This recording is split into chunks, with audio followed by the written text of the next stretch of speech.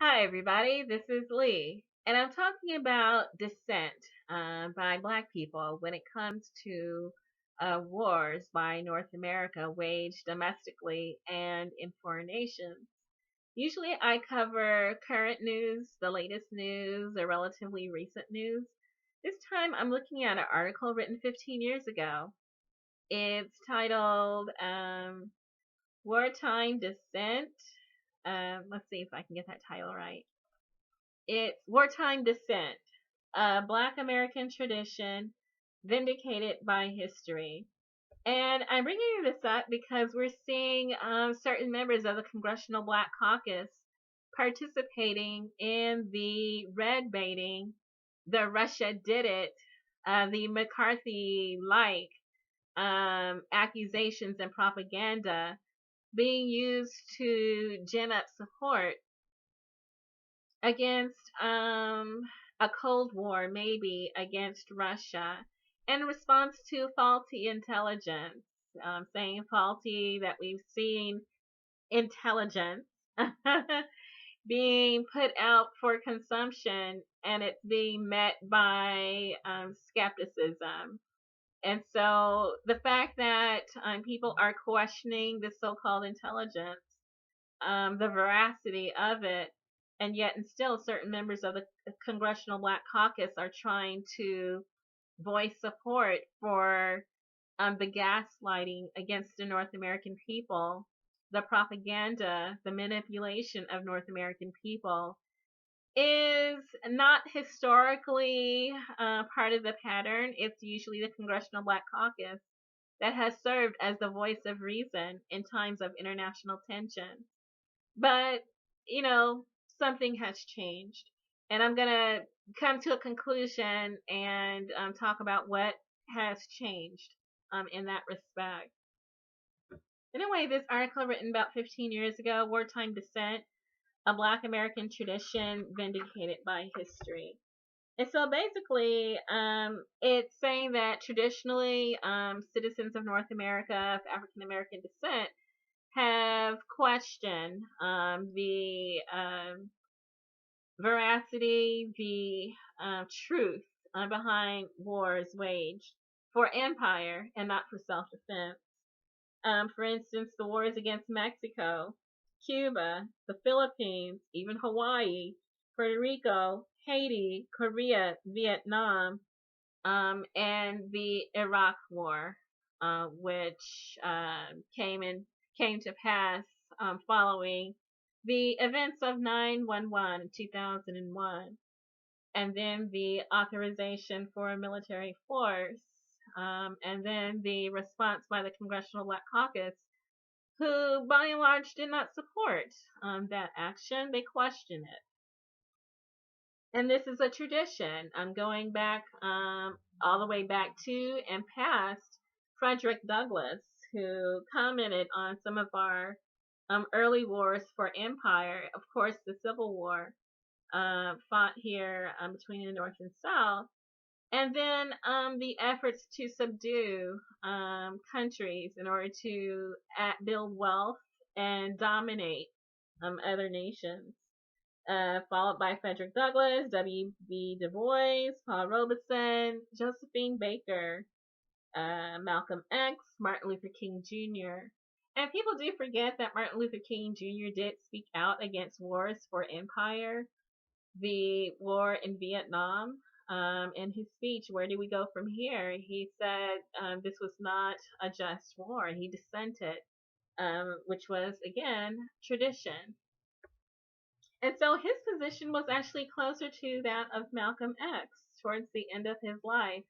He had moved closer to Malcolm X, and then Malcolm X had actually moved closer to Martin Luther King. They were actually converging their philosophies towards Black liberation here at home and then around the world. Martin Luther King was against wars for empire. He is for economic justice and class and race justice. He didn't just dream, he actually dissented against wars. Also, Muhammad Ali spoke out against the Vietnam War. and put his life and his career and his future on the line in order to do so.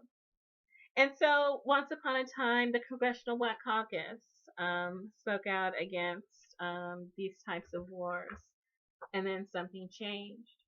Even though vindication arrives decades afterward, I mean, at the time, these people who spoke out against the wars were met with hostility, accusations of being traitors or lovers of terrorism, lovers of communism. They were red baited, they were terror baited, and things like this.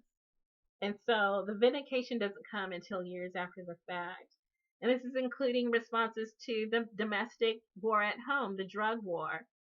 People spoke out against it and were, accused of being soft on crime. Although decades later, we're seeing that, there's a problem with this war, and it is right to dissent against the drug war. It doesn't get as much support as it used to. The war on terror, and now we have back again in a circle. We're red baiting in McCarthy style, and so I'll try to find a link to this article. It's very rarely found online, but it does exist. The writer is me. Okay, and so that brings me closer up to date. This is an article by Glenn Ford. This is on Black Agenda Report, the Obama Legacy, a temporary deformity of Black minds on war and peace. And so to Glenn Ford, it is Barack Obama who has made the difference. Where once upon a time, the Congressional Black Caucus served as the voice of reason, the conscience of the nation when it comes to wars for empire, wars to dominate, wars that are not in self-defense, wars that are preemptive, wars of attack, wars of offense. That traditionally Black people have spoken about these wars, intellectuals, writers, people involved in the arts, and then people involved in the political arena. The Congressional Black Caucus have spoken out against that, but something changed. And Glenn Ford is saying it's Barack Obama that changed that outlook, whereas the Congressional Black Caucus spoke out against the Iraq War when it was waged under the administration of George W. Bush. They fell relatively silent and became compliant underneath the administration of Barack Obama when he went on the attack on the continent of Africa and the Middle East.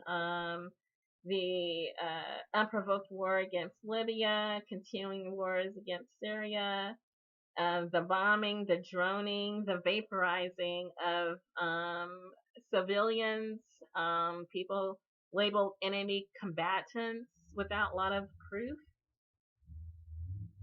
And so there's an issue here that the Congressional Black Caucus flipped the script and forgot why they were there and supported these wars for empire, these preemptive strikes, without much dissent.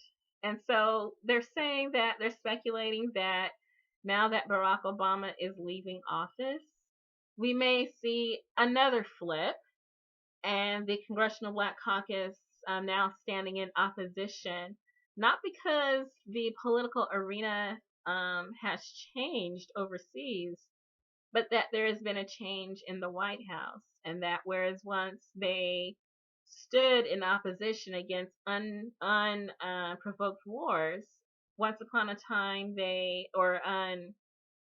wars that cannot be defended, wars that were indefensible, they stood against that against once upon a time based on who was in the White House, and then flipped their support when Barack Obama actually expanded and escalated those wars. Now that we have Donald Trump entering office, suddenly there's another flip, and John Lewis is apparently, saying, speaking out against the president. And so there's hypocrisy involved here. I'll let people read through these articles. Again, I'll try to post a link to that article from 15 years ago. And then let people read more about what Glenn Ford says and the hypocrisy and what that means, and whether the Congressional Black Caucus is actually it can be considered an authority. If you defend the indefensible, can you consider yourself an authority when it comes to dissenting against military action? Anyway, the fact that they're attacking Donald Trump from the right, saying that he is not being hawkish enough on Russia, it kind of just shows how twisted the mindset has become. And that's the power of media propaganda. Good luck.